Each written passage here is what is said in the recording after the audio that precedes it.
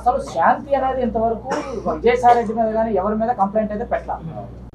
మేమందరం కూడా దళిత బహుజన గిరిజన సంఘాల తరఫున గిరిజన బిడ్డ అయినటువంటి మదన్ మోహన్కి సంఘీభావం తెలుపుతూ మరి రాష్ట్రంలో ఒక పెద్ద సంచలనమైనటువంటి విషయంగా టీవీలో డిబేట్లో నడుస్తున్నటువంటి ఒక గిరిజన కుటుంబానికి సంబంధించిన అంశం మీద మేము ఆ కుటుంబానికి సంఘీభావంగా ఆ కుటుంబాన్ని రక్షించడం కోసం మేము మద్దతుగా ఈరోజు ఈ ప్రెస్ మీట్లో ఉన్నాం.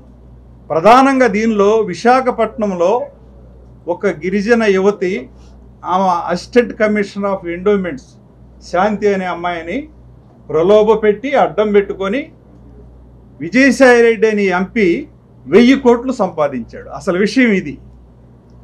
ఒక గిరిజన యువతిని ప్రలోభ పెట్టి అడ్డం పెట్టుకొని ఆమెను బెదిరించి ఆమె అధికారాన్ని అడ్డం పెట్టుకొని 1000 కోట్లు సంపాదించాడు భూదందాలతోటి.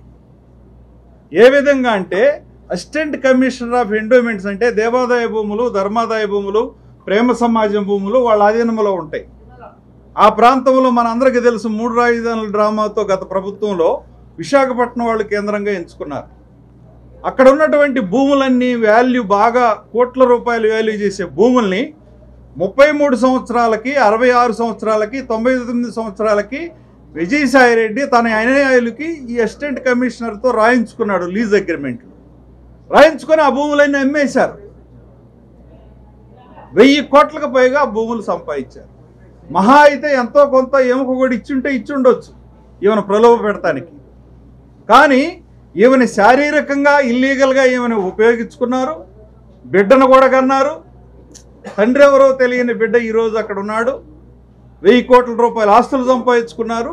అటువంటి విజయసాయి రెడ్డి ఎంపీ విలేకరుల సమావేశం పెట్టి మొత్తం మీడియా అధిపతులందరూ తిడుతున్నాడు. అది విచిత్రం. ఈ రాష్ట్రంలో మీడియా ఏమో ఒక పక్క వాయిస్ ఆఫ్ ది వాయిస్లెస్గా ఉండి రాష్ట్రంలో నోరు లేని వాళ్ళకి గొంతుకులాగా మారి దళితులు, అణగారిన కులాల సమస్యలన్నీ బయట పెడతా ఉంటే గత ప్రభుత్వంలో ఈ విజయసాయి రెడ్డి ఏమో నేను చాలా ధర్మాత్ముడిని, ఈ మీడియా అంతా దొంగలని చేయబోయే ప్రచారం నిన్న మీడియా అధిపతులందరిని తిట్టాడు, విలేకరులను తిట్టాడు, వాడన్నాడు వీడన్నాడు, నోరు బారేసుకున్నాడు.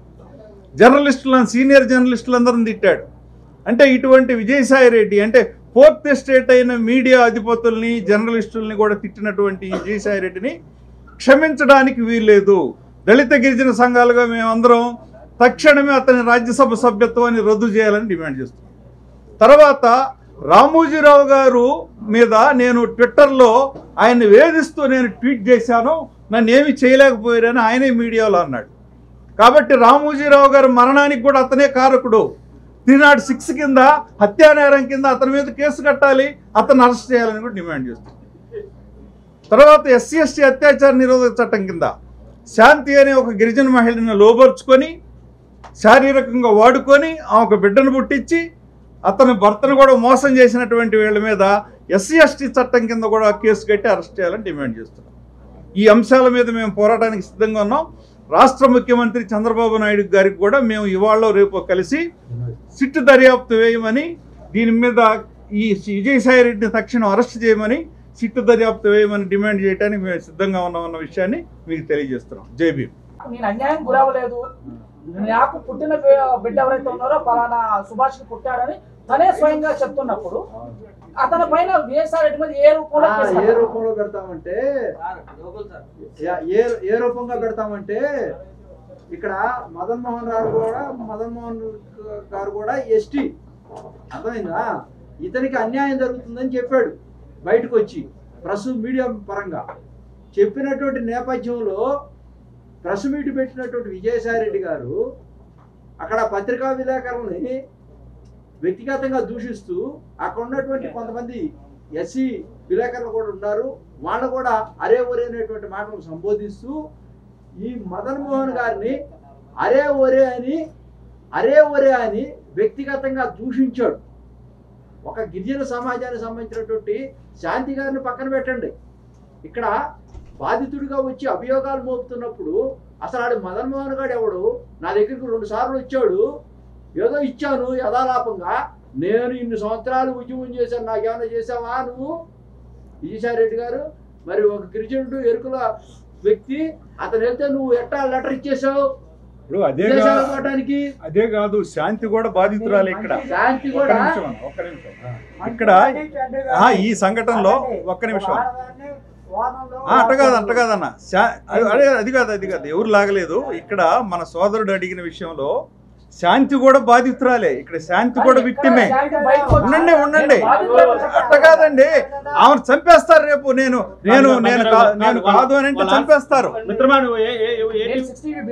Okay right. మీకు చట్టం తెలుసా? ఐపీసీ తెలుసా? అడల్టరీలో కంప్లైంట్ ఎవరు?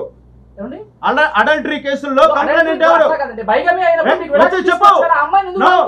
నో అడల్టరీ కేసుల్లో చట్టం చెప్తున్నాం. మొగుడు మాత్రమే, ఒక్క మొగుడు మాత్రమే అడల్టరీ కేసులో కంప్లైంట్ ఇవ్వడానికి అథారిటీ ఉందని చట్టం చెప్తుంది. ఆయన కదా ఇప్పుడు చేసింది. బైగమీ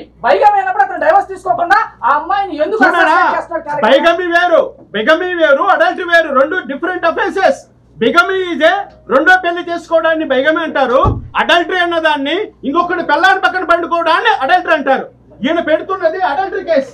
అడల్టరీ కేసులో కేవలము మొగుడు మాత్రమే కంప్లైంట్ ఇవ్వగలడు, మొగుడికి మాత్రమే అధికారం ఉంటుంది. ఇక్కడ స్త్రీ అన్న వాళ్ళు కేవలము సాక్షిగానే ఉండొచ్చు, లేకపోతే తను కంప్లీట్ గా చట్టం నుంచి మినహాయింపు పొందొచ్చు.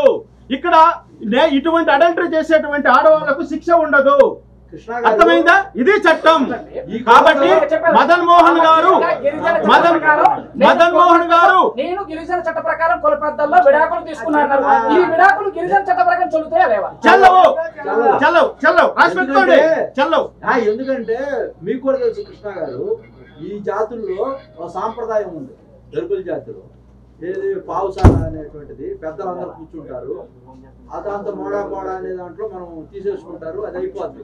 అది చట్టాన్ని ప్రశ్నించక ముందు జరిగేటువంటి అంశం, అది సాంప్రదాయం. చట్టం వచ్చిన తర్వాత చట్టం కనుక మనం ప్రశ్నిస్తే చట్టంలోకి వెళ్ళి డెఫినెట్ గా అది డిఫాల్ట్ అవుతుంది, అది అప్లికబుల్ కాదు. చూడండి, చట్టంలోకి రాదు. Morals are different with law. Morals is prevail in the community but not before the law. అంటే ఏంటి? మోరల్స్ అంటే ఈ విధమైనటువంటి సంప్రదాయాలని మనం మోరల్స్ గా సంప్రదాయాలుగా ట్రీట్ చేస్తాం.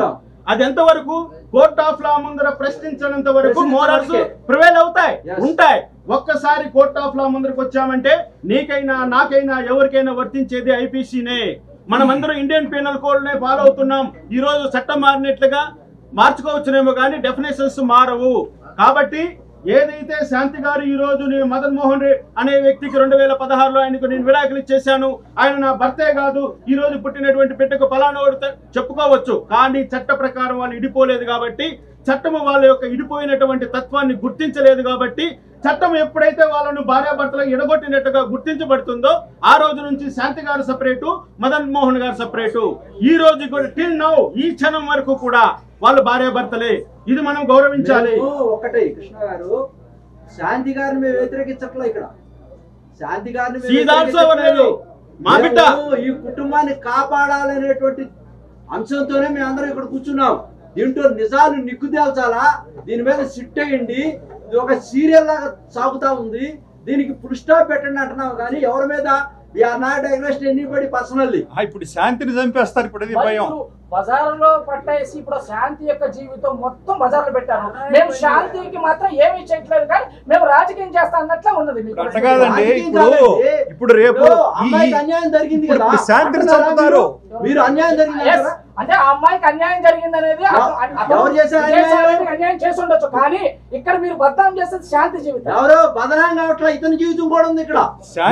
మదన్ మోహన్ గురించి ఆలోచించట్లా, ఇద్దరు ఆడపిల్లల గురించి మాట్లాడట్లేదు, మీరు కుటుంబ వ్యవస్థ గురించి మాట్లాడట్లా, వ్యక్తిగతంగా శాంతి గురించి. శాంతి గారు కూడా ఈ కుటుంబంలో సభ్యురాలు కాబట్టి ఈ ఎపిసోడ్ లో తప్పక బయటికి రావాల్సిందే.